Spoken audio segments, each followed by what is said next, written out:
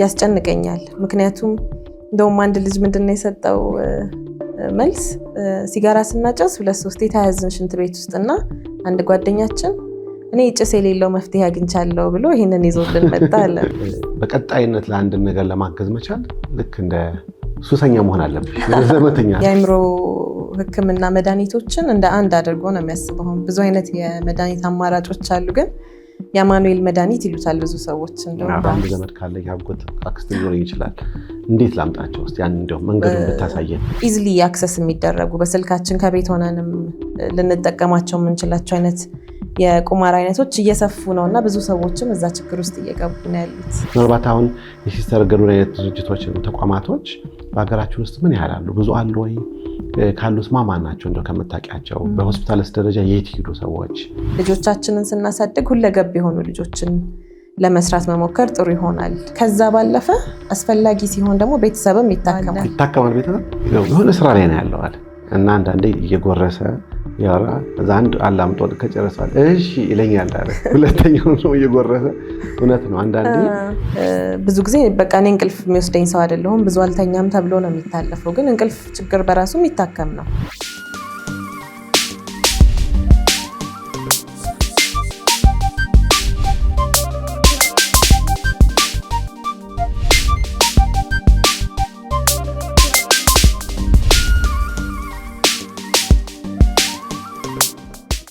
ጤና ይስጥልኝ ክቡራን ተመልካቾቻችን፣ ዓለም ታማለች የሚለው ፕሮግራማችን አሁን ጀምሯል።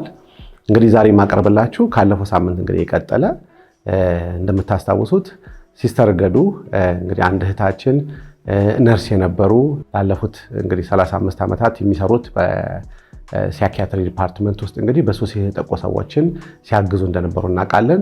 በሲስተር ገዱ እንግዲህ በእሳቸው ጫማ ሆኜ ያቀረብኩት ፕሮግራም ላይ እንግዲህ ብዙ በቂ ግንዛቤ እንዳገኛችሁ ተስፋ አድርጋለሁ።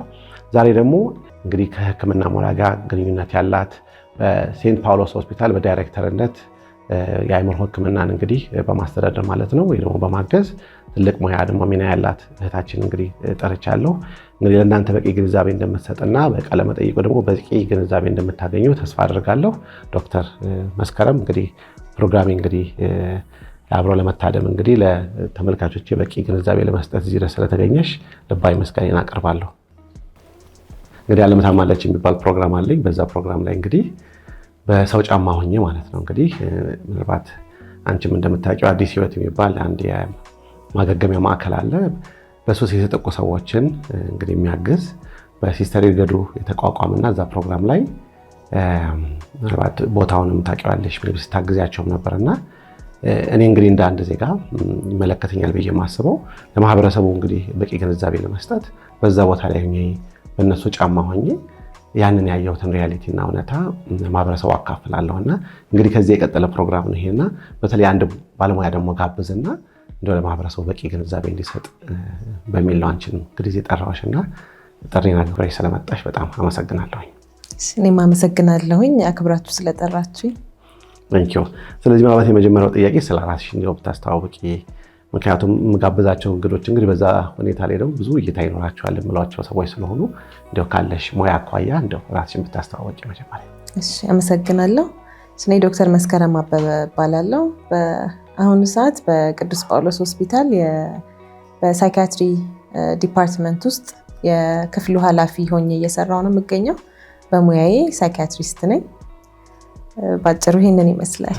እንዴት ወደዛ ሙያ ገባሽ? ለምሳሌ ሳይኪያትሪስት ይባል እንደው በአማርኛ ዲፊኒሽን አለው? እስቲ በደንብ እንደው ትነግሪኝ። በዛ የአእምሮ ሕክምና ስፔሻሊስት ሐኪም ነው የምንለው እኛ። አይ ቲንክ ወደዚህ ሙያ ልገባ የቻልኩበት ዋነኛው ምክንያት አይ ቢሊቭ አንድ ሰው ሳይኪያትሪስት ወይም የአእምሮ ሐኪም ለመሆን በተፈጥሮ የሆነ ጥሪ ይጠይቃል ብዬ የማስብ ሰው ነኝ። ይሄ የኔ የግል አመለካከት ነው እና ከሰዎች ጋር ባለኝ ሪሌሽንሺፕ ሰዎችን ለመረዳት መሞከር ወይ ሲያወሩ ማዳመጥ ያስደስተኛል በተፈጥሮዬ። ከዛ ደግሞ ከልጅነታችን የተለያዩ ፊልሞች ስናይ ድሮ ሳይኪያትሪስት ተብሎ ፊልሞች ላይ ታካሚዎችን ሲያማክሩ ሲያነጋግሩ ሳይ ኢምፕረስ ያደረገኝ ነበር እና እሱ ነገር እያደገ መጣና ልክ ሁሉም ልጅ ምን መሆን ትፈልጋለህ ሲባል ብዙ ጊዜ ሐኪም ነው የሚለው። እኔም እንደዛው ነበርኩ። ሐኪም ከሆንኩኝ በኋላ ግን በጣም የሚገርመኝ የሰው ልጅ አይምሮ የሚሰራበት መንገድ በጣም ይገርመኛልና ያንን ነገር ማከምና ሰው ወደምንለው ወደ ኖርማሉ ሁኔታ መመለስ ትልቅ እሴት ነው ብዬ አስባለሁኝ እና እሱ ነገር ነው በጣም የሳበኝና ወደዛ ሙያ እንዲሄድ ያደረገኝ። ኦኬ ምሳሌ የአእምሮ ሕክምና ሲባል እንግዲህ አንዳንድ ሰው የሚያስበው ብዙ ጊዜ ብዬ አስባለሁ እንደው ጠለቅ ብዬ ስጠይቅ ከመድኃኒት ጋር ብቻ አንዳንድ የሚያገናኙ ሰዎች አሉ አእምሮን ለማከምና አእምሮን ለማከም እንግዲህ ካንቺ ሙያ አኳያ ምንድናቸው የምታደርጓቸው ስልቶች ደግሞ አፕሮቾች እንደው ፈንዳሜንታሊ ምንድናቸው? ትክክል ነው። እንግዲህ አብዛኛው ማህበረሰብ እንደውም የአእምሮ ሕክምና መድኃኒቶችን እንደ አንድ አድርጎ ነው የሚያስበው። ብዙ አይነት የመድኃኒት አማራጮች አሉ፣ ግን የአማኑኤል መድኃኒት ይሉታል ብዙ ሰዎች። እንደውም አንድ መድኃኒት ለሁሉም አይነት ህመም የሚሰጥ ነው ይመስላቸው። ስለ መድኃኒቶቹም ደግሞ የተዛባ ግንዛቤ ነው ያለው። ግን ብዙ አይነት አማራጮች አሉ። እኛ ከጥንቃቄ ነው የምንጀምረው፣ ከማከም ሳይሆን የአእምሮ ጤናን መጠበቅን ነው እንደ መጀመሪያ አማራጭ ብዙ ጊዜ ለህብረተሰቡ ለማስተማር የምንሞክረው። እነዛን ጥንቃቄዎች አድርገን ግን ያ ነገር አልፎ ህመም የምንለው ደረጃ ላይ ከደረሰ ደግሞ እንዳለበት ደረጃ መጠነኛ ደረጃ፣ ከፍተኛ ደረጃ ላይ የተለያየ ደረጃ ላይ ያሉ ብዙ አይነት የአእምሮ ህመሞች አሉ። አንዳንዶቹ በንግግር ህክምና ይታከማሉ ወይም ሳይኮቴራፒ የምንላቸው። የንግግር ህክምናዎቹም ደግሞ የተለያዩ ናቸው፣ አንድ አይነት አይደሉም። ሁለተኛው አማራጭ አንተ እንዳልከው በመድኃኒት ሊሆን ይችላል። መድኃኒቶቹም የሚሰጡበት የጊዜ ገደብ የተለያዩ ናቸው፣ አይነቶቹም ብዙ ናቸው። አንዳንድ ጊዜ ደግሞ የህመሙ ደረጃ ከፍ ያለ ነው ብለን ስናስብ መድኃኒትና የንግግር ህክምናን አንድ ላይ ኮምባይን አድርገን እንሰጣለን። ከዛ ባለፈ አስፈላጊ ሲሆን ደግሞ ቤተሰብም ይታከማል ወይም ፋሚሊ ቴራፒ የምንለው አለ። ይታከማል ቤተሰብ ይታከማል። ብዙ ጊዜ የምንለው የአእምሮ ህመም ከሌላው ለየት የሚያደርገው ብዙ ጊዜ አንድ ሰው ቤተሰብ ውስጥ ሲታመም ሙሉ ቤተሰብ ነው የሚታመመው እንላለን። ስለዚህ ቤተሰቡም ይታመማል። የአእምሮ ህመም ያለውን ሰው በምናከምበት ሰዓት ብዙ የሚፈጠሩ ጫናዎች ይኖራሉ። ለምሳሌ አንዳንድ ሰዎች ድባቴ ውስጥ ይገባሉ። የሚያሳድርባቸው ጫና ወይ ጭንቀት ይሆናል፣ የእንቅልፍ መረበሽ ይሆናል። ስለዚህ ወይ አንድ የቤተሰብ አካልን ለብቻው ልናክም እንችላለን፣ ወይም ደግሞ ቤተሰብ ውስጥ ባለ አለመግባባት የተፈጠረ ህመም ሲኖር ሁሉንም የቤተሰብ አካላቶች አስቀምጠን ቴራፒ ወይም የንግግር ህክምና እንሰጣለን። ስለዚህ በጣም ሰፊ ነው የህክምናው አይነት፣ ዘርዝረን ለማውራት ሰፊ ጊዜ ይፈልጋል። ስለዚህ አሁን ምናልባት ስፔሲፊክ ከምንወያይበት የዛሬው አጀንዳ አኳያ ስናነሳ እንግዲህ ስለ ሱስ ነው። መጀመሪያ እስቲ ሱስን እንግዲህ በሱስ የሚጠቁ ሰዎችን እንግዲህ በደንብ ለመወያየት እንድንችል ዲፋይን አድርጊልን። እንግዲህ በሱስ የተጠቁ ሰዎች ምን ነገሮችን ያካትታል? በተለይ ይሄ እንግዲህ ከአእምሮ ህክምና ጋር የተገናኘም ስለሆነ at the end of the day መታገዝ አለባቸውና እንዲያው ትንሽ እንድታገኝ በዛ አኳያ። እንግዲህ እንደ አእምሮ ህክምና ባለሙያ ሱስ እኛ እንደ አንድ የህመም አይነት ነው የምንመለከተው። አንድ ሰው እንግዲህ ሱስ አለበት ለማለት ለተለያዩ ንጥረ ነገሮች ወይም ደግሞ ሌሎች ሱስ ሊያመጡ ይችላሉ ብለን ለምንላቸው ነገሮች ብዙ ጊዜ ከዚህ በፊት ስናወራ ንጥረ ነገሮች ላይ እንደ ሲጋራ፣ ጫት የመሳሰሉት ላይ ብቻ ነበረ ፎከስ አድርገን የምናወራ። አሁን ከዓለም እየሰለጠነች ከመሄዷ ጋር ተያይዞ ሀገራችን ውስጥ ብዙ ያልተለመዱ በፊት ላይ እንደ ሱስ የማናያቸው የምናስተውላቸው ነገሮች እየመጡ ስለሆነ ነው ለሌሎች ነገሮች ያልኩት። ለምሳሌ ቁማር ሊሆን ይችላል አሉ ብዙ አይነት። ይሄን አታስቢም ቁማር ሱስ ነው ብለሽ ይሄዳል። ልክ ነው። አሁን እንደውም በጣም ሰፊ ተጽዕኖና ችግር እያመጣ ያለ አንድ የሱስ አይነት ነው እኛ ማህበረሰብ ላይ እና ብቻ ለእነዚህ ነገሮች አብዝቶ መጠቀምና ልክ እነዛን ነገሮች ማቆም በምንፈልግበት ሰዓት ደግሞ ተያይዘው የሚመጡ ስነ ልቦናዊ፣ አካላዊ፣ ማህበራዊ የሆኑ ጫናዎች ሲኖሩና ደጋግመን ለማቆም እየሞከርን ግን ያንን ነገር ለማድረግ መቸገር አንድ የሱስ መገለጫም ነው። በዚህ መልኩ ዲፋይን ልናደርገው እንችላለን። ስለዚህ ማቆም ሲቸገር ነው ማለት ነው አንድ ሰው ሱስ ውስጥ ገባ የሚባለው አይደለ? አዎ። ምናልባት አንድ ምሳሌ እኛ እንግዲህ እንደ ባለሙያ የምንጠቀማቸው ክራይቴሪያዎች አሉን ተዘርዝረው የተቀመጡና ዝም ብለን አይተን ይሄ ሰውዬ ሱስ ያለበት ይመስላል እንደዚህ አንልም። ከነዚህ ውስጥ ይሄንን ያህል ቁጥር ሲምፕተም ያለው አትሊስት ለአንድ ዓመት ያህል እነዚህን ኤክስፒሪየንስ ያደረገ ሰው ሱስ አለበት ብለን እንላለን። ምንድነው ግን አሁን ለምሳሌ ቤተሰብ ብዙ ጊዜ ይህንን ነገር አይጠቅምህም ይጎዳሃል እያለ ከዛ ሰው ጋር በተደጋጋሚ ሊጨቃጨቅ ይችላል። ይሄ አንድ የሱስ መገለጫ ምልክት ነው። እነሱን ምልክቶች እያወቅናቸው ቤተሰብም እየተናገረን ማቆም መቸገር። ምናልባት እኮ ያ ሰው የማቆም ከፍተኛ ፍላጎት ሊኖረው ይችላል፣ ግን በሚያቆምበት ሰዓት ለምሳሌ አልኮልን እንደምሳሌ ብንወስድ ከፍተኛ መጠን ያለው አልኮል በየቀኑ የሚጠቀሙ ሰዎች ድንገት በሚያቆሙበት ሰዓት እጅ መንቀጥቀጥ፣ ከፍተኛ የሆነ ላብ ማላብ፣ እንቅልፍ ለመውሰድ መቸገር፣ እንደ አልኮል መጠኑ አበዛዝ ደግሞ አንዳንዴ ልክ የሚጥል ህመም እንዳለው ሰው ይመጣል እና የማንቀጥቀጥ ነገር ለህይወታቸውም የሚያሰጉ ብዙ ምልክቶች ይከተላሉ። ስለዚህ ይሄ መጠኑን ያሳየናል የሱሱን ምን ያህል ደረጃ ላይ እንደደረሰ ማለት ነው።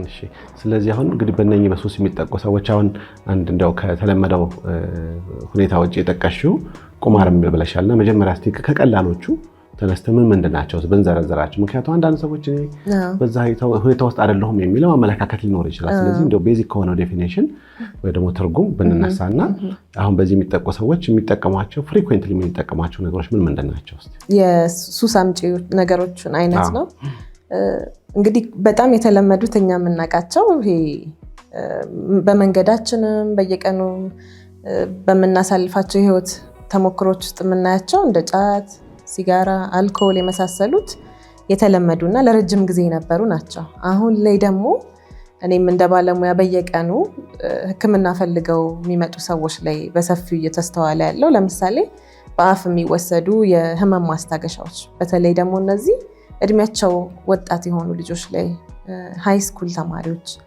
ኤሌመንተሪ ተማሪዎች ይሄን ትራማዶል ምናምን የሚሉት ነው። እሺ ምን ምንድናቸው ስማቸውን እየጠቀሽልኝ ብትይ ወላጆችን በደንብ እንዲረዱት ነው። እሺ በየፋርማሲዎችም ኢዝሊ አክሰስብልም ሆነው የሚያገኟቸው ትራማዶልን ነው። እሱ አሁን በጣም በሰፊው እያስተዋለን ያለንበት ሁኔታ ነው ያለው። ከሱ ባለፈ ደግሞ በደም ስር የሚወሰዱ የህመም ማስታገሻዎች ይኖራሉ። አንዳንድ ጊዜ እኔ ወላጆች እንዲረዱ መጥቀሱ ጥሩ ሆኖ እንዳለ አንዳንዴ ደግሞ ፕሮሞት ማድረግም ይመስለኝና መሰጋበት ታይም አለ። ግን እነዚህም ለህመም ማስታገሻነት በህክምና የህመሙ ደረጃ ከፍተኛ ደረጃ ላይ ሲደርስ የምንጠቀማቸው እንደ ፔቲዲን፣ እኛ ሀገር ላይ ደግሞ ብዙም ካሁን በፊት በብዛት የማናስተውለው የነበረው እንደ ሞርፊን የመሳሰሉ ነገሮች የምንሰማበት መጠን ፍሪኩዌንሲው እየጨመረ ነው። ይሄ ሞርፊን ማለት በጣም ሰው ሲያማው በጣም ከፍተኛ የሆነ የህመም ደረጃ ሲደርስ ማስታገሻ ማለት ነው። ስለዚህ እንደ ሱስ የሚጠቀሙ ሰዎች አሉ ማለት ነው። አንዳንድ ሰዎች ላይ ለህክምናም ስንሰጥ የሚስተዋሉት የሚኖራቸው አንዳንድ ሰው የጎንዮሽ ጉዳት ይኖረዋል መድኃኒት ሲሰጥና ማቅለሽለሽ፣ ማስመለስ የሚኖራቸው ሰዎች ይኖራሉ። ወይም ደግሞ መጥፎ ስሜት የሚፈጥርባቸው ያንን መድኃኒት ሲወስዱ፣ ለአንዳንዶች ደግሞ በተቃራኒው ለተወሰነ ጊዜ ደስታ ስሜትን የመፍጠር ነገር ስለሚኖረው ያንን ስሜት ለማግኘት በማለት ይወስዱታል። ምንድነው ግን ችግሩ? ዛሬ አንድ ከነበረ የሚወስዱት ነገ ያንኑ ተመሳሳይ መጠን ሲወስዱ ያንን ያገኙትን ኢፌክት አያገኙትም። ስለዚህ ግዴታ መጠኑን ከፍ ማድረግ ይኖርባቸዋል። 2-3 እየሆነ ይሄድና በህክምናው ከተፈቀደው መሰጠት ካለበት መጠን በላይ መውሰድ ይጀምራሉ። ስለዚህ ስጋት ይገባቸዋል። ያው እንደማንኛውም ሰው ይሄ ነገር ወዴት እየሄደ ነው ብሎ አስበው ለመቀነስ ሲሞክሩ ግን የሚመጡ ሌሎች አካላዊ ህመሞች ይኖራሉ። ከፍተኛ የሆነ የቁርጥማት ስሜት፣ ማቅለሽለሽ፣ ማስመለስ፣ የድብርት ስሜት፣ ስራን በአግባቡ ለመስራት መቸገር። ስለዚህ አሁን መርጠው አይደለም የሚወስዱት፣ እነሱ ሳይሆኑ መድኃኒቱን የሚያዙት መድኃኒቱን የሚያዛቸው አሁን አስገዳጅ ሆኗል። እንደ ሰው ወጥቶ ሰርቶ ለመግባት ግዴታ ያንን ነገር መጠቀም ይኖርባቸዋልና በጣም ይሄ ነገር በተለይ የጤና ባለሙያዎች ላይ በሰፊው ይስተዋላል። ያው ከአክሰሲቢሊቲውም አንጻር ኢዝሊም ለማግኘት ስለሚችሉም ከተለያዩ ምክንያቶች አንጻር በሰፊው እነሱ ላይ የተስተዋለ ነው። ከነዚህ ባለፈ ደግሞ የቁማር ሱስ የምንለው አሁን እንደ ድሮ አይደለም፣ እየጨመረ ነው የመጣው። ለምሳሌ አሁን ብዙ ጊዜ እንደውም አከራካሪ ነበር። ቤቲንግ ተብሎ ማስታወቂያዎች ላይ እንሰማለን። ቀላል ይመስላሉ፣ በትንሹ ይጀመሩና ትልቅ ደረጃ ደርሰው ቤት እስከ መሸጥ፣ መኪና እስከ መሸጥ የደረሱ ሰዎች እኔ ጋር ለህክምና መጥተዋል። ሲጀምረው ለመዝናኛ በሚል ነበር ጓደኞቹ ስላሳዩት የጀመረው። ስለዚህ ያንን ነገር በየቀኑ እያደረገው እንደ መዝናኛ፣ በኋላ ላይ ግን እንደ ልማድ እንደሆነበት ነው የነገረኝ እና ከስራ እንደወጣ ቀጥታ ወደዛ ነው የሚሄደው፣ ይጫወታል። መጀመሪያ ሰሞን አካባቢ ብዙ ብር ያገኝ እንደነበረ ነው የነገረኝ። በኋላ ላይ ግን ይሄ የሚያገኘው ብር እየቀነሰ ሲመጣ የተበላሁትን ብር ለማስመለስ ስል ነው ያለው ከስራ ቀርቶ ደግሞ መጫወት ጀመረ። ስለዚህ በመሀል ብዙ ብር ሉዝ ሲያደርግ ቢበቃኝ ይሻላል ይልና በጣም ውስጤን ይፈታተነኛል አለኝ። አንዴ ሄጄ ሞክር እኮ ያንን ብር ላገኝ እችላለሁ በሚል እየተበደረም ምንም እያለም ሲሄድ ከዛ ደግሞ ደረጃው አደገና ዲቴይሉ ምን አይነት እንደሆነ ባላቅም ስልክሽ ላይ ቤት ቁጭ ብለሽ የምትጫወቸው አለ ብሎ ነው ኤክስፕሌን ያደረገልኝ እና ከባለቤቱ ጋርም ብር እያጠፋ ስለሆነ ግጭት ውስጥ ሲገባ ተደብቆ ደግሞ መኝታ ክፍል ውስጥ ቁጭ ብሎ በስልኩ መጫወት ጀመረ።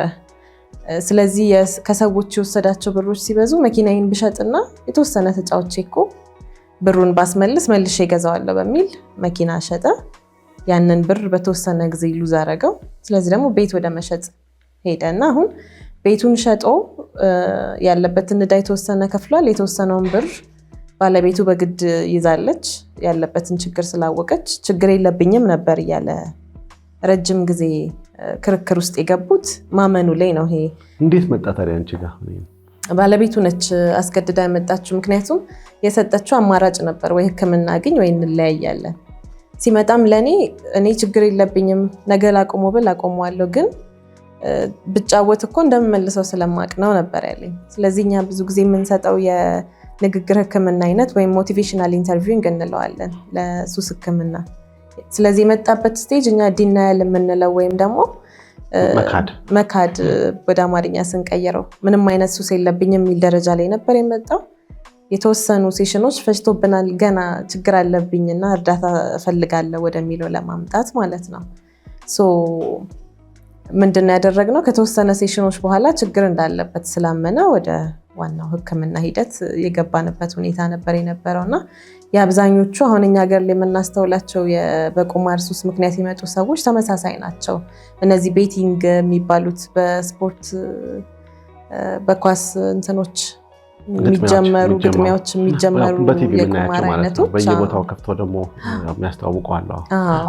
ከሱ ከትንሹ ይጀምሩና አሁን እያደጉ መጥተው በተለያዩ ኢዝሊ አክሰስ የሚደረጉ በስልካችን ከቤት ሆነንም ልንጠቀማቸው የምንችላቸው አይነት የቁማር አይነቶች እየሰፉ ነው እና ብዙ ሰዎችም እዛ ችግር ውስጥ እየገቡ ነው ያሉት። ስለዚህ አሁን ምንድነው ለማህበረሰባችን እንግዲህ ማስተዋወቅ የምንፈልገው እንግዲህ የተለመደው ሲጋራና ጫት ብቻ ሳይሆን ነገሮቹ እንደውም ውስብስብ ወደ መሆን ሁኔታ መሄድና ሰዎች በዛ እየተጠቁ እንዳልሽው ስነልቦናም የሚያምረው ራሱ ቤተሰቦቻቸው ላይ ማህበረሰቡን ተጽዕኖ እስከማድረግና ራሳቸው እውነት ለመናገር ትልቅ ችግር ውስጥ መግባታቸውን ደግሞ እያየን ነው። አሁን ለምሳሌ አንዳንድ ቦታ ላይ ለምሳሌ በኢቭን ሶሻል ሚዲያ እንደሱ ይታያል ይባላል። ለምሳሌ እንንካው ብዬ ነው እያንዳንዱና ከዛ እንግዲህ ወደሚቀጥለው ጥያቄ እሄዳለሁና ከዛ አኳያ ደግሞ አሁን ያለው ሶሳይቲ ፓርቲኩላርሊ ወጣቶቻችን አብዛኛውን ሰዓታቸውን ከ3፣ 4፣ 5 ሰዓት ኦን አቨሬጅ በቀን የሚያክለውን በሶሻል ሚዲያ ላይ ማጥፋትና እንቅልፍ እስከማጣት ጠዋት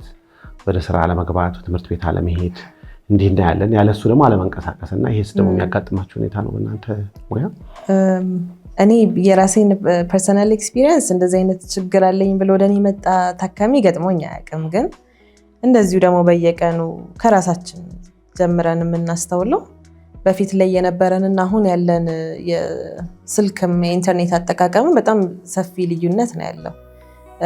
የተለያዩ ጥናቶችን ለማድረግ የተለያዩ ሪሰርቾችን እኔ የምሰራበት የሕክምና ተቋም ውስጥ ራሱ የተጀመሩ ጥናቶች አሉ። ምክንያቱም በቀን በተለይ እነዚህ ቲክታክ ሌሎች የምንላቸው አፕሊኬሽኖች አቴንሽን ረጅም ደቂቃ አንድ ነገር ላይ መቆየት እንትናችንንም እየቀነሱት ነው ያሉት እና ረጅም ሰዓት እዛ ነገር ላይ እንድናጠፋ 1-2 ደቂቃ አይቼ ወደ ስራ ይገባለሁ ብለን ግን ልክ ስንነቃ 1 ሰዓት 2 ሰዓት አልፏል ያንን ነገር እያየን። ስለዚህ ይሄም እንደ ችግርና እንደ ሱስ እየሆነ ያለበት ሁኔታ ነው ያለው እንዲሁ ከምናስተውለው። ግን የሰው ያለንበት የአዌርነስ ሌቭል እንደ ችግር አይቶት ሕክምና ፈልጋለሁ ወይ እርዳታ ፈልጋለሁ ብሎ የመጣ ሰው እስካሁን አልገጠመኝም።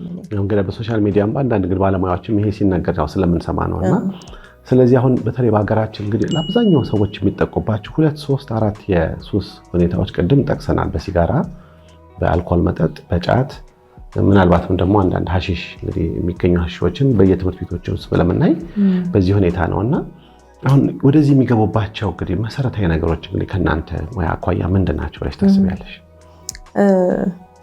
እንግዲህ ሱስ በሁሉም እድሜ ላይ ሊያጋጥም ይችላል።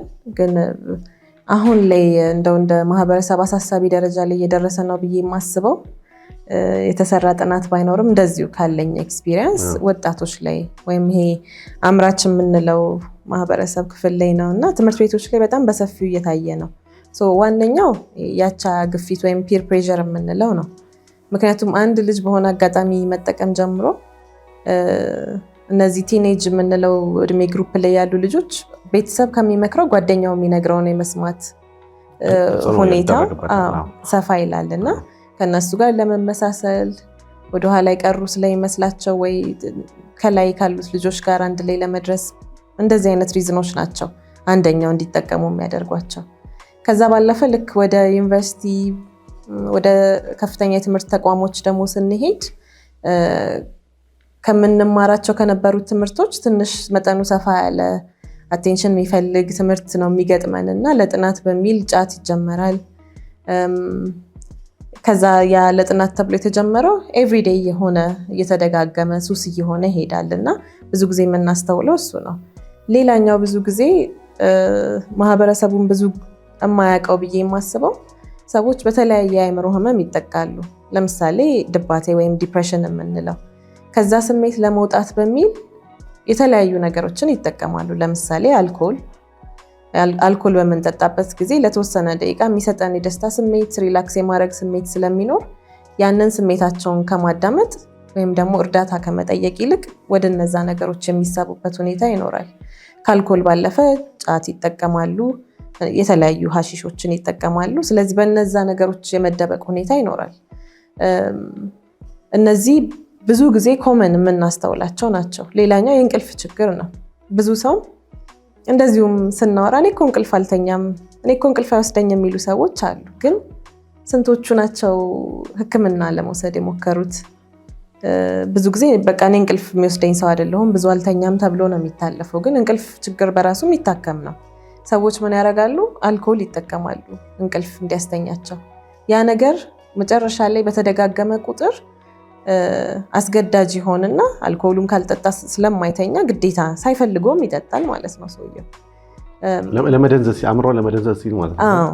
ያው ራሱ አልኮል ውስጥ ያሉት ንጥረ ነገሮች የሚሰሩበት መንገድ መጀመሪያ ላይ ትንሽ ኤክሳይትድ እንሆናለን። ከዛ ሴዴት የማድረግ ወይም ይሄ የማደንዘዝ ወይ የማስተኛት ባህሪ ስለሚኖራቸው ማለት ነው። ስለዚህ በዋነኛነት እንደዚህ በተለይ በተደጋጋሚ የምናስተውላቸው እነዚህ ናቸው ኮመን የምንላቸው ምክንያቶች ማለት ነው። ከዛ ባለፈ አስተዳደግ ላይ ቤተሰብ አባት እናት የተለያየ ነገሮችን ሲጠቀሙ የምናስተውል ከሆነ ከማህበረሰቡ የምናያቸው ተጽዕኖዎች ይኖራሉ። አንዳንድ ጥናቶች ደግሞ ምን ይላሉ? አባቱን ከተወለደ አይቶት የማያውቅ ልጅ ሊሆን ይችላል። ግን አባቱ ይሄ በጣም የአልኮል ሱስ ነበረበት የሚባል ልጅ የበለጠ ተጋላጭ ነው ለነዛ ነገሮች ይባላል። አባቱ ከጠጣ ልጁ ይጠጣል ማለት ሳይሆን ተጋላጭነቱን ከፍ ያደርገዋል። ይሄ በእነዚህ በአንደኛው ሪዝን የሚጠጣ ከሆነ በፍጥነት ወደዛ ነገር የመሳብ ሁኔታው ትንሽ ከፍ ይላል ተብሎ ይታሰባል። ስለዚህ አሁን ኢንቫይሮንመንት ነው ደግሞ አንድ ቤት እንግዲህ እናት፣ አባት፣ አጎት፣ አክስት አይደለ የሚያዩቸው በእነሱ የሚደረጉ ነገሮችን የሚያዩ ሰዎች ወይ ደግሞ ልጆች የመሳብ ሂደቱ።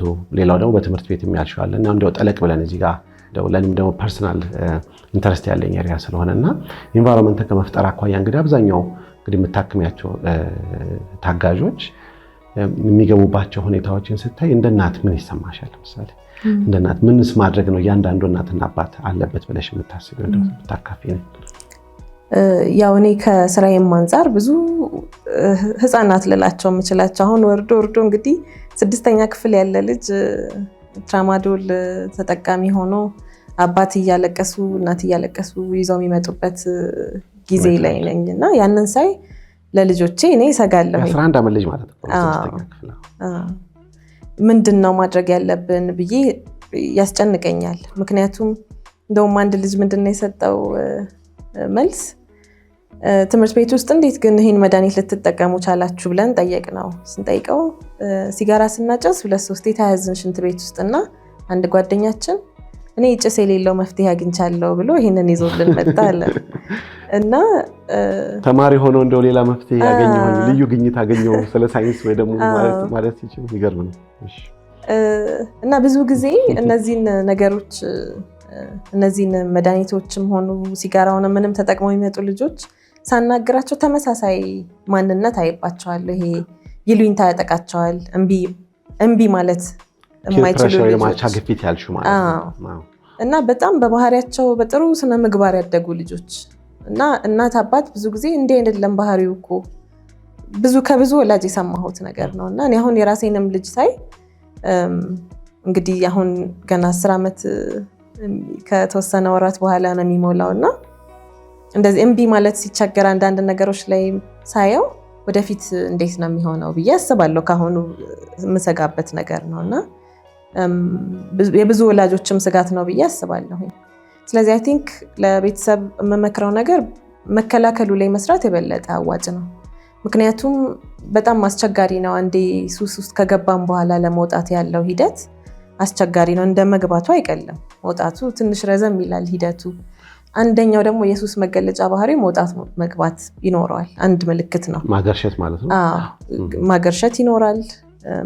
አቆሙ ብለህ 1 ዓመት ከቆዩ በኋላ በአዲስ መልክ ጀምረው ከበፊቱ ተባብሶ የሚመጡ ታካሚዎች ይኖራሉ። ስለዚህ መጀመሪያ መከላከሉ ላይ ነው መስራት ያለብን። ስለ መከላከል ሳወራ ደግሞ እንዳጠቃላይ አእምሮ ጤና መጠበቅ የሚለው ላይ ነው ፎከስ ማድረገው። ምክንያቱም አንድ ሰው አእምሮ ጤናውን ለመጠበቅ ሱስ ከሚያመጡ ነገሮች በአጠቃላይ መራቅ አንደኛው ምን መክረው ነገር ነው። ስለዚህ የአእምሮ ጤናችንን የምንጠብቅ ከሆነ በአንድ በኩል ሱስ ውስጥ እንዳንገባ ያግዘናል ብዬ የማስበው የተለያዩ የአእምሮ ህመሞች ሲኖሩ እነዛን ላለማዳመጥ ብለን ወደዛ የሚገፋን አንድ ፋክተር ሊሆን ስለሚችል ልጆቻችንን ስናሳድግ ሁለገብ የሆኑ ልጆችን ለመስራት መሞከር ጥሩ ይሆናል። ብዙ ጊዜ በተለይ በእኛ ጊዜ ትምህርትና ትምህርት ብቻ ነበረ የሰውን ልጅ የሚያወጣው ተብሎ ነው።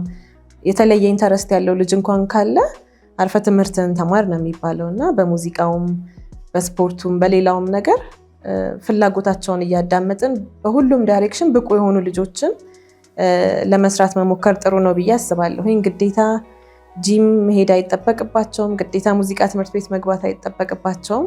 ባለን አቅም ፍላጎታቸውን ለማሟላት መሞከር፣ ሲናገሩ ማዳመጥ፣ እንደ ቤተሰብ ደግሞ እንደ ጓደኛ ከልጅ ጋር ተቀራርቦ ማውራት ጥሩ ይሆናል እና እኔም ከራሴ ኤክስፒሪየንስ ጥፋት ሲያጠፋ ልጄ በሳጫለሁ፣ እቆጣዋለሁ፣ መልሼ አስባለሁኝ በዚህ መንገድ ባይሆን ብዬ ራሴ በምክር መልክ ወይ ደግሞ እንደ ጓደኛ ከራሳችን ኤክስፒሪየንስ ሼር እያደረግን እኔ እንዲህ ነበር እንደዚህ በመሆኑ እንዲሆኛለሁ እያልን ብንመካከር ልጆቻችን ወደኛ ቀርበው ያንን ያቻ ግፊትም ሊያማክሩን ይችላሉ ብዬ አስባለሁኝ እና ከዛ ባለፈ ለብዙዎቹ ለአእምሮ ጤናን ለመጠበቅም ልጅን ለማሳደግም መሰረት ይሆናል ብለን የምንለው ስፒሪቹዋሊቲ ወይም መንፈሳዊነት።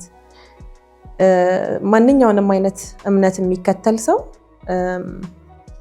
ያው ከኛ በላይ የሆነ አካል አለ ወይም ፈጣሪ አለ ብለን ስለምናስብ ከብዙ ነገሮች እንጠበቃለን። ወይም የሰው ልጅ ግዴታ ህግ ያስፈልገዋል እንዲገዛው። ህግ ባይኖር ብዙ አይነት ባህሪ እናወጣለን ሁላችን። ስለዚህ እንደ ሐኪም እንግዲህ እንደ አንድ ሐኪም አንቺ አንድ ከልብሽ የምታሚው አንድ ሰው ወደ ፈጣሪው እንዲዞር ወላጆች በተቻላቸው አቅም ማገዝ አለባቸው የሚለው ማገዝ አለባቸው በጣም። ይሄ ደግሞ ሳይንቲፊካሊ ፕሩቭንም ነው።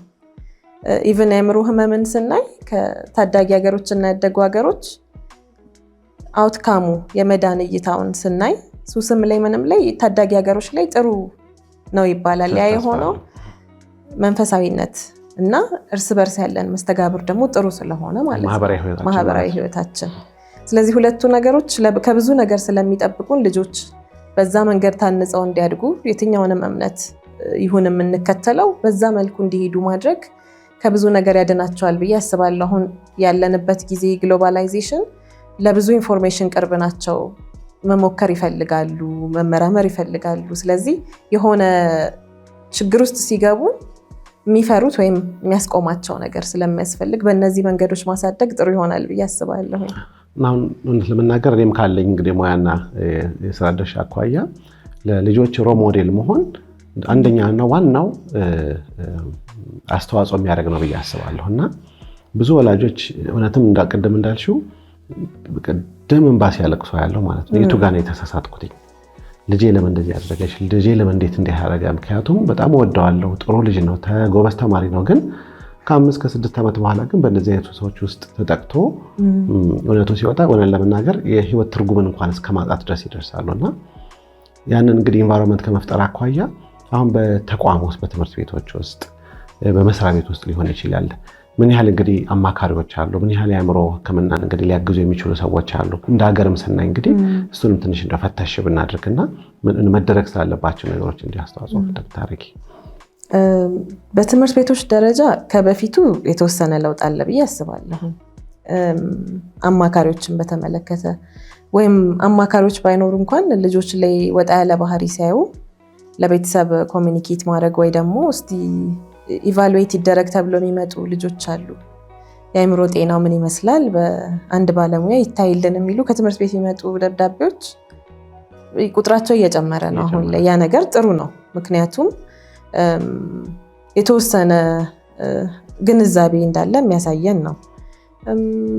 ከዛ ባለፈ ግን እኔ የማስባቸው ነገሮች አሉ ትምህርት ቤቶች ላይ ቢሰሩ ብዬ የማስበው። አሁን አንዳንድ ትምህርት ቤቶች አሉ በራሳቸው ኢኒሼቲቭ መጥተው እስቲ ስለ ሱስ ትንሽ ግንዛቤ ፍጠሩልን፣ መታችሁ አስተምሩልን እንደዚህ ብለው የሚጠይቁን። አንድ ቀን ሄዶ ማስተማርም ለውጥ ያመጣል ብዬ አልገምትም፣ ግን የመጀመሪያው ነው። ከዛ ባለፈ ግን እንዳልኩት ነው። እኔ አሁን ኮንሰርናችን ብዙ ጊዜ ልጆች እንዳይበላሹ ብለን ስናስብ ሱስ ነው ዋነኛው የምናስበው። ከዛ ያልፋል ብዬ አስባለሁ። ትምህርት ቤቶች ላይ አሁን ቡሊንግ ወይም አንድ ተማሪ ላይ በየቀኑ እየመጣ የሚያሾፍበት ከሆነ ለአእምሮ ጤናው ጥሩ አይሆንም። በዛ ምክንያት ብዙ ልጆች ዲፕሬሽን ውስጥ ገብተው የሚመጡ አሉ እኛ ጋር። ልጆች ከትምህርት ቤት ሲወጡ ምን ፊልድ ነው መምረጥ ያለብኝ፣ ወዴት አቅጣጫ ነው የሚሄደው የሚለውን ግራ የሚጋቡበት ሁኔታ ሰፊ ነው እና ከአእምሮ ጤና ባለሙያዎች ጋር ተቀራርቦ መስራት ቢቻልና አንድ ላይ መስራት የምንችልበትን መንገድ ብንዘረጋ ጥሩ ይሆናል ብዬ አስባለሁ። ግን እየተጀመሩ ያሉት ነገሮች ትንሽ ተስፋ የሚሰጡ ናቸው ከበፊቱ አንጻር። ልክ ነው።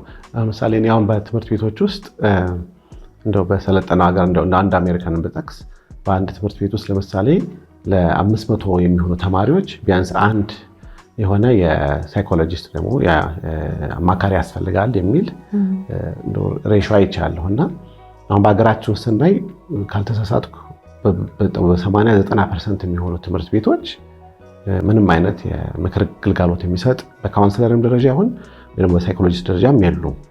ያ ወነን ለመናገር በጣም ያሳስበኛል። አብዛኛዎቹ ልጆች ደግሞ እንዲህ ነገሮች የሚለምዱት በዛ እድሜ ውስጥ እንደመሆኑ መጠንና እንዲያው በአገር ደረጃ ምን መሰራት አለበት ብለሽ ታስቢያለሽ?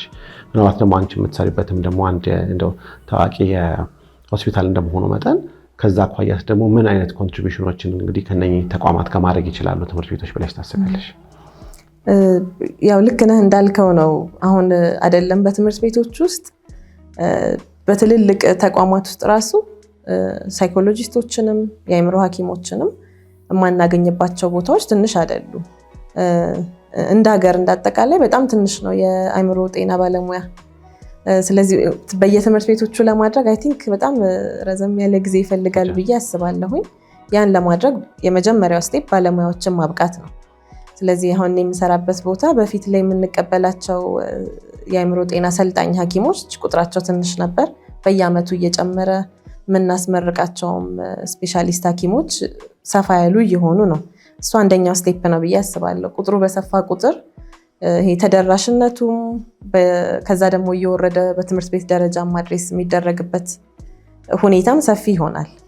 እኛ አንደኛው የምንሰጠው ክላስ እንደ ሌክቸር ስፔሻላይዝ ለሚያደርጉ ሐኪሞቻችን ስኩል ሜንታል ሄልዝ የሚባል ታይትል አለና ትምህርት ቤት ደረጃ ላይ ያለ አእምሮ ጤናን በምን መልኩ ነው አድሬስ የምናደርገው፣ ምን ይመስላል የሚለውን የምናይበት ነው። ከዛ ባለፈ በራሳቸው ኢኒሼቲቭ ወይም ደግሞ ከራሳቸው ካላቸው ፓሽን አንጻር የትምህርት ቤቱ ስልጠና መስጠት የጀመሩ የአእምሮ ሐኪሞች አሉን እኛም ኢንስቲትዩሽን። ግን እንደ መንግስት ካሪኩለም ውስጥ አካቶ አትሊስት በትምህርት ቤት ውስጥ ቢያንስ አንድ ሳይኮሎጂስት እንኳን አድርጎ መጀመሪያ ጥንቃቄ ላይ መስራት፣ ከዛ ደግሞ ከሱ ካለፈ አይደንቲፋይ ማድረግ ላይ ወይም ደግሞ ይሄ ልጅ ተቸግሯል ብሎ አውጥቶ ወደሚፈለገው ሕክምና የሚሄድበትን መንገድ መዘርጋት ያስፈልጋል። ይሄ ከእኛ ብቻ ሳይሆን እያንዳንዱ ሰው ላይ ያለ ኃላፊነት ነው ብዬ ነው የማስበው። ምክንያቱም ሪሶርስ ይፈልጋል፣ ገንዘብ ይፈልጋል፣ ጥናት ይፈልጋል እና ይሄ በጣም መታየት ያለበት ጉዳይ ነው ብዬ አስባለሁኝ። ኢንጀነራል ግን ማህበረሰቡ ብዙ ማድረግ ያለበት ነገር አለ ብዬ አስባለሁ። ከቤት ጀምሮ ልጁን ትምህርት ቤት ከፍሎ ትምህርት ቤት ስለላከ ብቻ መምህሩ ኃላፊነት ነው ብሎ የሚተው ወላጅ አለ። ስንት ወላጅ ነው የተማሪዎቻችሁን ባህሪና ውጤት መታችሁ ዛሬ ስሙ ሲባል ስንት ወላጅ ነው መጥቶ የሚሰማው? ማለት ይሄ ጥሩ ጥሩ ትምህርት ቤቶች ወይ ደግሞ ብለን የምንላቸው ኤግዛምፕል የሚሆኑትን ብቻ ሳይሆን ማየት ያለብን እንደ አጠቃላይ ስናይ እኔ ሄጄ ምን እሰራለሁ የሚል አለ። ከከፈልኩ ወዲህ አስተማሪዋ ናት እንጂ እኔን ምን አድርግ ትለኝ ምንድን ነው የምትለኝ የሚል አለ እና ከዛ ጀምሮ የልጁን የቀን ውሎ ምን ይመስላል፣ ባህሪው ምን ይመስላል። ምክንያቱም አንዳንዴ ልጆቻችን ቤትና ትምህርት ቤት ያላቸው ባህሪ የተለያየ ሊሆን ይችላል እና ከመምህራን ጋር ተቀራርበው ስለ ልጁ ባህሪ ከመስማት ይጀምራል። ከዛ ባለፈ ቅድም እንዳልኩት ይሄ የማህበረሰብ ባህል የምንለው መንፈሳዊነት ያልኩት ቅድም እሱን ነገር እንዲያሟላ አሁን ያለንበት ጊዜ ለስራ የምንሯሯጥበት ነው። ጊዜ ይጠባል፣ ግን የሆነች ኳሊቲ ታይም ለልጆቻችን ለመስጠት ዴዲኬትድ የሆነች 30 ደቂቃ ወይ 1 ሰዓት ልትሆን ትችላለች። አትሊስት በሳምንት ፉል አቴንሽናችንን ሰጥተን ስልክ ሳንነካካ፣ ስልክ እየነካን ነው የምንሰማቸው ብዙ ጊዜ ሙሉ ሀሳባችንን ሳንሰጣቸው። አሁን ያለ ችግር አንዳንድ ጓደኛ ያለ እንደውም ያለኝ ልንገርሽ፣ አባቴ እኮ አንዳንዴ ልክ ሳወራው ምናምን አለ ጊዜ የሆነ ስራ ላይ ነው ያለው አለ እና አንዳንዴ እየጎረሰ ያወራ እዛ አንድ አላምጦ ከጨረሰዋል እሺ ይለኛል አለ። ሁለተኛው ነው እየጎረሰ። እውነት ነው። አንዳንዴ አዋቂ ሆኖ ልጁ ራሱ ያንን ያወራ ያለው እንደ መሳቂያ ነገር ነው። ከበስተጀርባው ግን እውነት ለመናገር ለልጆች የሚሰጠው አትኩሮት ግን ከዚህ ጋር ደግሞ ያው ተጠቃስ ስላደረግሽው ቀላል አይደለም ለልጆች የሚኖረው ግንኙነት ብዬ ነው ማለት። ይሄ ባወራም አይሰሙኝም የሚል ስሜት ውስጥ ልንከታቸው እንችላለን እና ከስራ ባህሪያችን አንጻር ካለብን ጫና አንጻር እንደው ማንችል እንኳን ቢሆን 30 ደቂቃ 1 ሰዓት መመደብ ለልጆቻችን በሳምንት ውስጥ ከባድ ይሆናል ብዬ አላስብም እና ሙሉ አቴንሽናችንን ሰጥተን ትምህርት ቤት ምን እየቸገረው ነው፣ ጓደኞቹ ምን ይመስላሉ። ምናልባት አንዳንዴ እኮ የልጅ ወሬ ሊያሰለቸን ይችላል፣ ፍሬ የሌለው ወሬ ሊሆን ይችላል። ግን ኮንፊደንስንም ቢውልድ የሚያደርጉበት ሁኔታ የሚፈጠረው በዛ ነው። እኔ ተደማጭ ነኝ ብለው ሲያስቡ ይሄ ያቻ ግፊት የምንለውንም እምቢ ማለትንም እንዲለማመዱ ያ ኤክስፒሪየንስ ይሆናቸዋልና ከቤተሰብ ይጀምራል። በመቀጠል ትምህርት ቤቶችም የራሳቸውን መወጣት ያለባቸው ድርሻ ይኖራል። እርግጠኛ ነኝ አንድ አእምሮ ሕክምና ውስጥ ሙያ ውስጥ ያለ ባለሙያን እስቲ ከስራ ሰዓት ላይ የሆነ ሰዓት ያህል ወስደ መተህ ኤክስፒሪየንስን ሼር አድርግልን ወይ እንደዚህ አድርግልን ብለን መጠየቅ ብንችል እምቢ ብሎ የሚል ሰው ይኖራል ብዬ አልገምትም። ምክንያቱም ፕሪቬንሽን ስለሚበልጥ እንደሱ ሰዎችን መጋበዝ ብንችል፣ አብረን መስራት የምንችልበትን መንገድ ብናመቻች፣ ከዛ ባለፈ ደግሞ የተለያዩ ሪሃብ ሴንተሮች አሉ ሰፊም ባይሆኑ እና የትምህርት ጉብኝት እንደሚደረገው አንዳንዴ መተው ጎብኝተው የሚሄዱበትን አጋጣሚ ብንፈጥር እይታቸውንም ሰፋ ያደርገዋል ብዬ አስባለሁ። ከዛ ባለፈ ብዙ ሰው የተለያዩ ኢትዮጵያ ውስጥ ያሉትን ሪሃብ ሴንተሮች እንዲደግፉ ጥሪ ሲቀርብላቸው ሱስ ያለበት ሰው ቀብጦ ወይ ፈልጎ ስለሆነ ቀብጦ ያመጣውንማ ብሬን ለዚህ አልሰጥም፣ ስንት የሚረዱ ህፃናት እያሉ ብዙ ጊዜ የምሰማው አባባል ነውና ህመም ወይም ችግር መሆኑን አውቀው እነዛን ሴንተሮች ሰፖርት ቢያደርጉ የራሳቸውን ልጆች እንደታደጉ ነው የሚቆጠረው። ምክንያቱም ያ ተቋም በደንብ ሲጠናከር የበለጠ ፕሪቬንሽን ላይ መስራት ይጀምራል። አሁን እኔ አዲስ ህይወትን ብናነሳ ለረጅም ዓመት በሲስተር ይርገዱ ጥንካሬ ምክንያት ነው እስካሁን ክፍት ሆኖ ያለው እንጂ አንዳንዴ ይገርመኛል። ጥንካሬዋ መዝጋት ይቀላል ከማቆየት ወደ መዝጋቱ የሚቀልበት ደረጃ ነው ያለፉበት ፈተና ብዙ ነው። ስለዚህ ጠንካራ ቢሆን ኖሮ አሁን ባለንበት ሌቭል ፕሪቬንሽን ላይ እንሰራ ነበር። አሁን ግን የዛን ተቋም ሰስቴናቢሊቲ ላይ ነው ገና እየተሰራ ያለውና ያንን ማድረግ ስላልተቻለ ዴስክ ጠረጴዛ እንኳን የላቸውም። ቁጭ ብለው በሽተኞቻቸውን የሚወያዩበት ራሱ ልክ ነው። ስለዚህ እነዛን ማጠናከር ወተን ደግሞ ብዙ ቦታዎችን አድሬስ እንድናደርግ ስለሚያግዝ ሰዎች እሱም ላይ መስራት ይኖርባቸዋል ማለት ነው። የሚገርም ነው። አሁን ለምሳሌ እኔም አንቺ የምናውቀው አንድ ኮመን ሰው አለ በአጋጣሚ ማለት ነው። እና አሁን ይሄ ድሮ የነበረ የቅርብ ጓደኛችን ነው። በጣም ጎበዝ ተማሪ የነበረ፣ እኔም በልጅነት የማውቀው፣ በትምህርቱ በጣም ጎበዝ የሆነ ጥሩ የሆነ ሙያ ያለው፣ ኢቭን ጌም እንኳን ስንጫወት የተለያዩ እንኳን ልጆች ሆነን ጌም ስንጫወት ቴኒስ እንደዚህ መሰል ስንጫወት ሁሌ የሚያሸንፍ ልጅ ነውና በጣም ብራይት ልጅ። ግን ከ15 ከ20 ዓመት በኋላ እኔም የተረዳሁት በዛ ሱስ ውስጥ እንዳለ ስረዳ እንግዲህ እኛ ደግሞ ከአንድ ኮመን ጓደኛ አለ ለሱ ደግሞ ቅርብ የሆነ ያን አስተውሎ ነው መታገስ ትፈልጋለህ ወይ ብሎት አዎ አለ። ስለዚህ እንደ ቀልድ ወሰደው እዚህ አዲስ ህይወት እንግዲህ ሲስተር ገዱ የሚያስተዳድረው ተቋም ጋርና በዚህች እንደ 2-3 ወር ውስጥ እንግዲህ ያንን ለጊዜው ሱሱን አቆሙ። እዛ ሄዶ ከተመለሰ በኋላ ያየሁት ወይ ደግሞ የሰማሁት ስለሱ ሰክሰስ ስቶሪ በጣም ተስፋ የሚሰጥ ነው። እና እንደዚህ ያሉ እንኳን በጣም መልካም የነበሩ ሰዎች አንዳንዴ በትዳር ምክንያት ወይ በቤተሰብ ምክንያት ወደዚህ ሁኔታ ውስጥ ይገባሉ። እና እንዲህ ያሉትን ሰክሰስ ስቶሪዎች እንደው ትንሽ አንድ ሁለት ለልብሽ ትልቅ የደስታ ምንጭ የሆኑትን ብታካፊ፣ ምክንያቱም ምናልባት ስለ አንዳንድ እናቶች አባቶችም ደግሞ መጠየቅሽ ጥያቄ ስለሚኖር እንደው ለሱ ያግዘኛል ብዬ ነው። አሁን አንተ ስላነሳኸው ሰው እንኳን ሀሳብ ብሰጥ ምንድነው ብዙ ጊዜ ያለ ችግር ስለሆነ ጥሩ ፒክቸር ይሰጥልናል ብዬ አስባለሁ። አሁን እሱ ረጅም ዓመት እዚህ ሱስ ውስጥ ነው ያለው ይመስለኛል። ብዙ ሰው ለመምከር ሞክሯል፣ አቁም ለማለት ሞክሯል፣ ግን ተስፋ ቆርጠውበታል።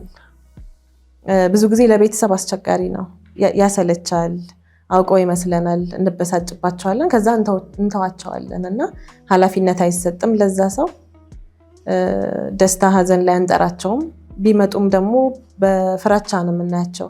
ያው ሱሱ ስለሚያስገድዳቸው ቃል ያነሱብን ይችላሉ፣ እንደዚህ ብለን እንጠረጥራለን፣ ያደርጋሉ። ስለዚህ ግን ምንድነው ብዙ ጊዜ ከውጭ የሚመጡ ሰዎች ይሄ ከቤተሰቡ ርቀው የቆዩ ሰዎች ጓደኛ እንደዚህ ሲመጡ ብዙ አብረዋቸው ስለማያሳልፉ ወይ ፍራስትሬት ስላላደረጉ በአዲስ መልክ ኢንተርቪን ለማድረግ ይሞክራሉ፣ ለማገዝ ይሞክራሉ። ይሄ ጓደኛችን እንዳደረገው ማለት ነው። እኔም ያንቺን ጓደኛ በዚህ ኬዝም የሆነው ምንድነው ከብዙ ዓመት በኋላ እንግዲህ ከአሜሪካ ሲመጣ ሲያየው ድሮ የሚያውቀው ሰው አልሆነለትም። አካላዊ ለውጥ አለው። ከዛ ባለፈ ደግሞ ስራ አቁሟል። እንግዲህ እንደሰማሁት ከሆነ በጣም ስራ ላይ ጎበዝ የነበረ በጣም ብራይት የነበረ ድሮ የሚሰራበት ካምፓኒ እንኳን እስካሁን እንዲመለስ የሚጠይቁት ሰው ነው፣ ግን ስራ ሙሉ ለሙሉ አቁሟል። ያንን ካየ በኋላ ነው ምናልባት ከኔ ጋር የምንተዋወቅ ስለነበር የሚያግዝ ሰው ላዘጋጅልህና ለምን አትታከምም ነበር ያለውና እኔ ጋር ሲመጣ እኔ የምትሉኝን አደርጋለሁ እታከማለሁ ብሏል። ግን 100% ሪሃብ ለመግባት ፈቃደኝነትን አላየሁበትም። 2 ቀን እንደዚህ ካገኘሁት በኋላ እሺ ያለ ገባ። የነበረውን ሁኔታ ወዶታል። ከወጣም በኋላ ስላገኘሁት ማለት ነው። እና ፊዚካሊም ለውጥ አይቼበታለሁኝ። ኪሎ ቀንሶ ነበር፣ የተወሰነ ኪሎ ጨምሯል። ጓደኞቼ ሲነግሩኝ ሲስተር ገዱ ያዘጋጀችው አዌርነስ ክሬት ለማድረግ ወይም ገቢ ለማሰባሰብ ይጠቅማል ብለን ያሰብነው የተዘጋጀ ፕሮግራም ላይም እንደ ተጋባዥ ነው መጥቶ ነበር ለማገዝ። ፕላኔት ሚዲያም ዘም ተገኝቷል። ለማገዝም ወደፊትም እመጣለሁ እንደዚህ እያለኝ ነበርና ጥሩ ለውጥ አይቼበታለሁ እሱ ላይና እዛም ምስክርነት ሲሰጡም የነበሩ ብዙ ሰዎች አሉ። ከዛ ባለፈ ግን አንዳንዴ የብዙዎቹን ታሪክ ስሰማ የሚገርመኝ ታለንትድ የሆኑ ሰዎች አሉ። ብዙ ደራሲዎች ገጥመውኛል፣ ሰዓሊዎች ገጥመውኛል እና መጀመሪያ ስናያቸው በቃ በጣም ተጎሳቅለው ያው ሰው ስለሆንን አንዳንዴ ሰውን አይተን እንገምታለን አይደለ?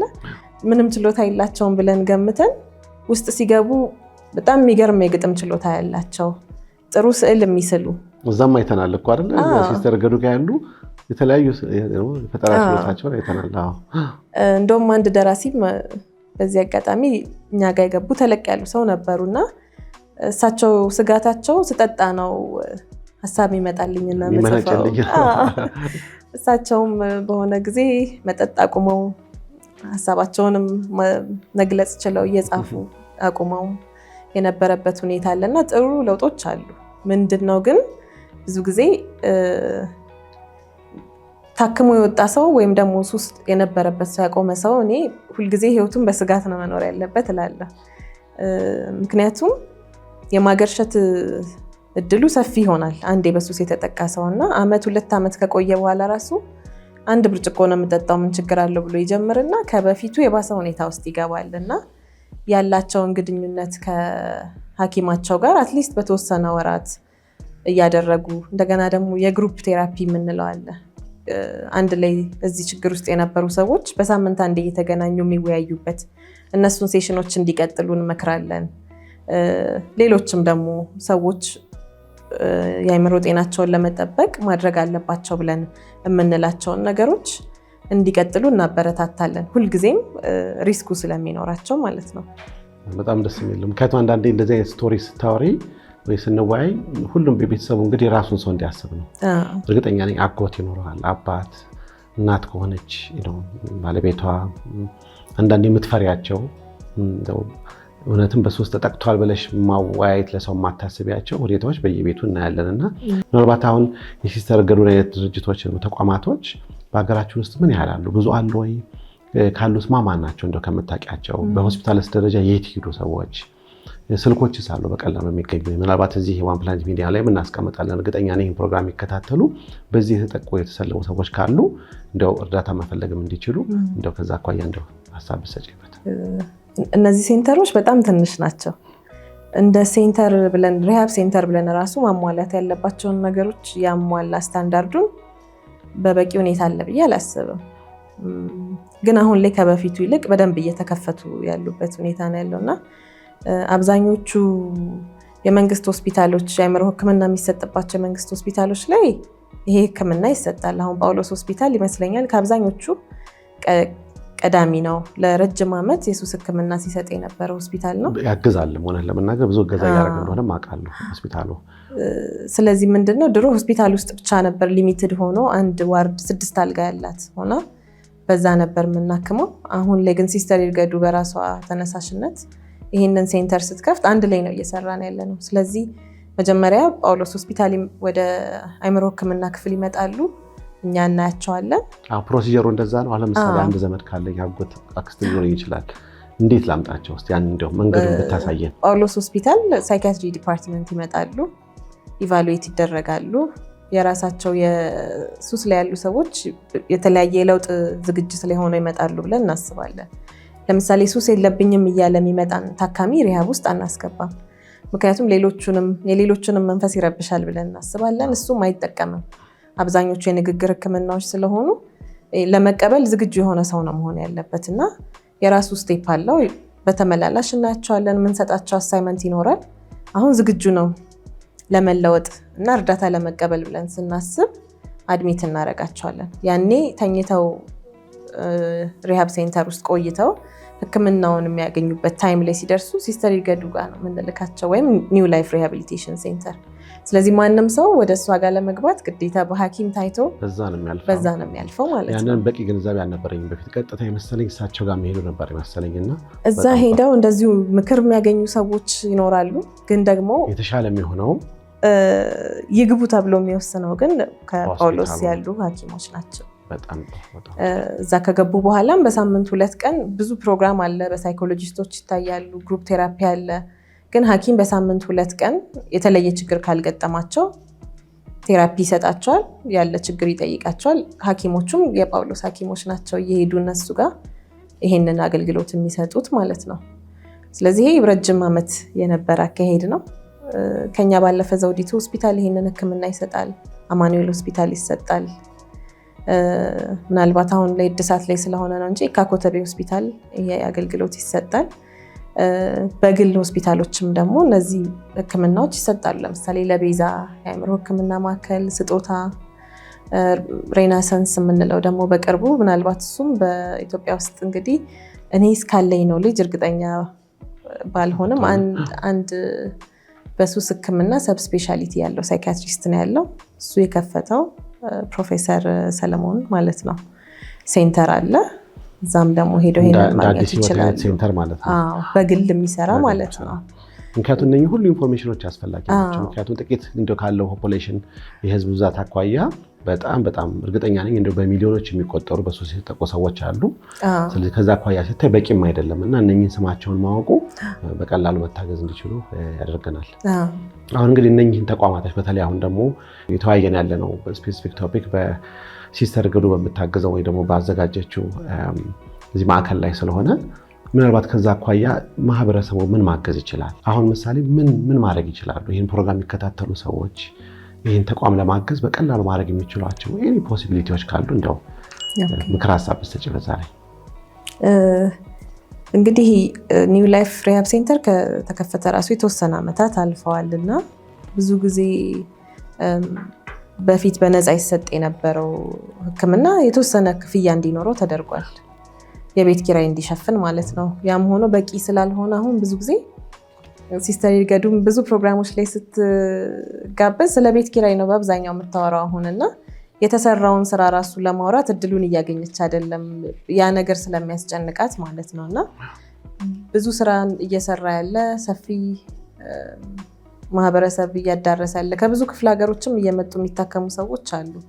ስለሆነ ጠቀሜታው ሰፊ ነው እና ቅድም እንዳልኩት ወደ ፕሪቬንሽን ወደ ሌሎችም ደግሞ ሰፋ ያሉ ስራዎችን እንድንሄድ ግዴታ ማህበረሰቡ ማገዝ አለበት። ምክንያቱም ቀጣይነቱ አጠራጣሪ እየሆነ እየመጣ ስለሆነ ማለት ነው እና በተለያየ ችግር በገንዘብ እና ገንዘብ ብቻ ግን አይደለም መታገዝ ያለበት። ብዙ ጊዜ ሜንሽን ሲደረግ ስለማልሰማው ነው እና አሁን እንደ ላይብረሪ ብለን የሆነች ትንሽ እንትን አለችን፣ ሼልፍ አለችን፣ ትንሽ መጽሐፍ ነው እዛ ላይ ያለው እና መጽሐፍ ለምሳሌ አንድ ሰው ቤቱ አንብቦ የተዋቸው ብዙ መጽሐፎች ይኖራሉ። ቤቱ ከሚያስቀምጣቸው እዛ የሚገቡ የተለያዩ ታካሚዎች ቢያነቡት የሚጠቀምባቸው። ስለዚህ ከዘር ከሃይማኖት እንደዚህ የጸዱ መጽሐፎችን ነው ብዙ ጊዜ ሰዎች እንዲረዱን የምንጠይቀው እና አንድ መጽሐፍም ይዞ መምጣት ትልቅ እርዳታ ነው። ስለዚህ ቤቱ አንብቦ ያስቀመጠውን መጽሐፍ አንድ ሰው ይዞ ቢመጣ ከሱ ይጀምራል። ከዛ ባለፈ እንግዲህ አንተም እንዳየኸው ቤቱ የቴብል ቴኒስ ሊሆን ይችላል፣ ካርታ ሊሆን ይችላል፣ ምን መሰለሽ የአርት የሚሰሩባቸው ቀለሞች ሊሆን ይችላል። የለንም አሁን እንደሱ ሸራ የለም፣ ቀለም የለም እና ብዙ ሰዓሊዎች ደግሞ ይመጣሉ። ሙያቸው ስዕል ባይሆን እንኳን ውስጣቸው ያለውን እንትን እዛ ዲስከቨር የሚያደርጉ ሰዎች አሉ። አንሶላ ምን የማይታገዝ ነገር አለ። አሁን ለምሳሌ ጠረጴዛ ወንበር እንኳን ያረጁ ሶፋዎች ምናምን ከየቦታው ተሰብስቦ እንደዚህ የተሰራ ቤት ነው እንዳየኸው እና ፈርኒቸር ኮንትሪቢዩት ማድረግ ይቻላል። ከሱ ባለፈ በገንዘብ ማገዝ ይችላሉ። ገንዘብ ስንል ባንዴ መጥቶ ብዙ ብር ዶኔት እንዲያደርግ አይደለም። አሁን የሆነ ጊዜ የጀመርነው ኢኒሼቲቭ የነበረው ትንሽ ፎርም አለች ለእኛ እንኳን ከሐኪሞች በወር ይሄን ያህል ደሞዝ ኮንትሪቢዩት አደርጋለሁ ተብሎ ተፈርሞ ፋይናንስ የሚገባ እኔ እርግጠኛ አይደለሁም ስንት ሰው ራሱ ሳይን እንዳደረገ። የዛሬ 5 ዓመት አካባቢ ይመስለኛል ወረቀቱ የመጣው።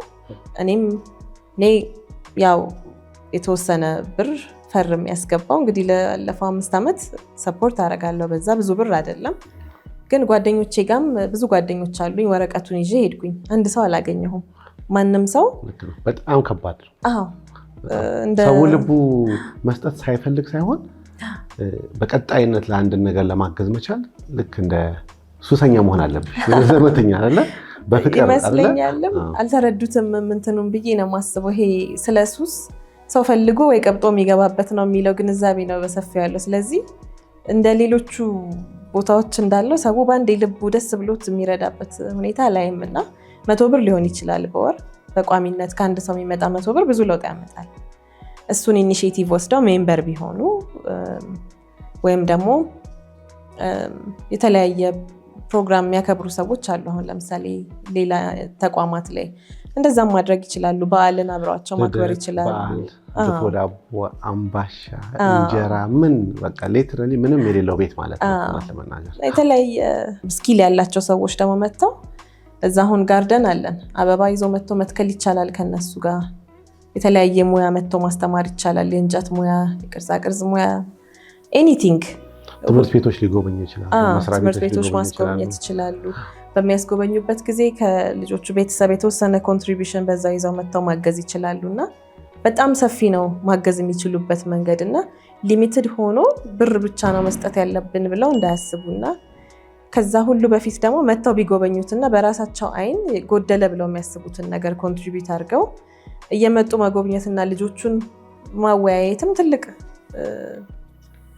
ኦፖርቹኒቲ ነው ለልጆቹ እና እሱንም ነገር ቢያደርጉ ጥሩ ነው ብዬ አስባለሁ። በጣም ጥሩ። እንግዲህ ካለሽም ጊዜ አኳያ እንዲያው ጥያቄዎችን ላጠቃልና እንግዲህ ምን የምትሰጭን ምክር አለ? እንግዲህ ለምሳሌ ዋን ፕላኔት ሚዲያ የሚሰራቸው ስራዎች እንግዲህ በምን ላይ እንደሆነ በደንብ ተወያይተናል።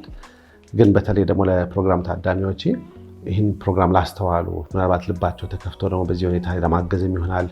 ሌላው ይቅርና በቤተሰቦቻቸው ዙሪያ እንኳን ያሉ ሰዎችን እንኳን እንዲያው እንዲህ አይነት በማይፈልጉት ሁኔታ እንደው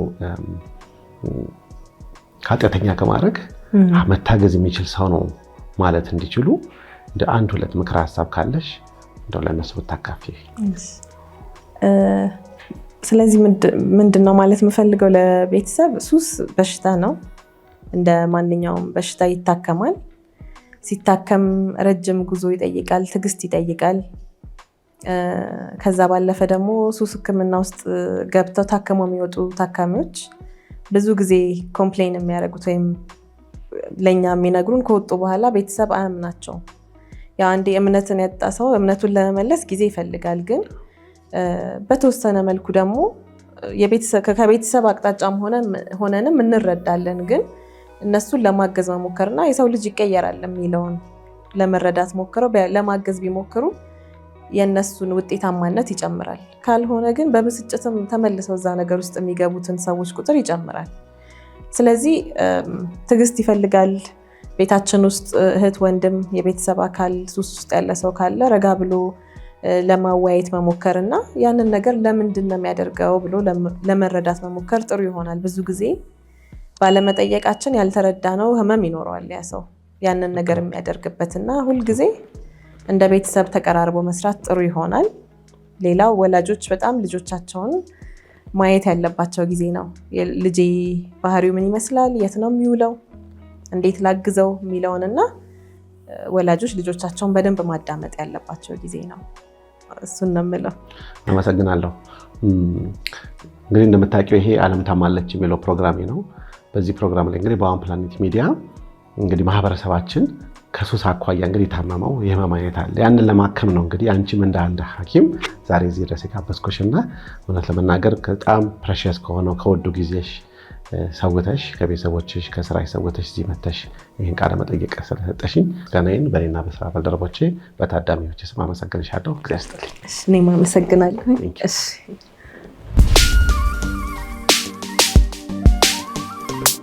ዛሬ በእኔና በዶክተር መስከረም መካከል የነበረውን እንግዲህ ውይይት ለእናንተ በቂ ግንዛቤ በተለይ ደግሞ እናቶች፣ አባቶች ልትሆኑ ስላላችሁ በቤተሰብ ደረጃ ስላሏችሁ እንግዲህ ፈተናና ችግሮች በተለይ አስተዋላችኋቸው በእናንተ ቤተሰብ ውስጥ ደግሞ እንዲህን ነገሮች ካሉ ደግሞ እንዴት መታገዝ እንደምትችሉ የት አካባቢ ደግሞ በቂ እርዳታና እገዛ ማግኘት እንደምትችሉ በቂ ግንዛቤ አግኝታችኋል ብዬ አስባለሁኝ።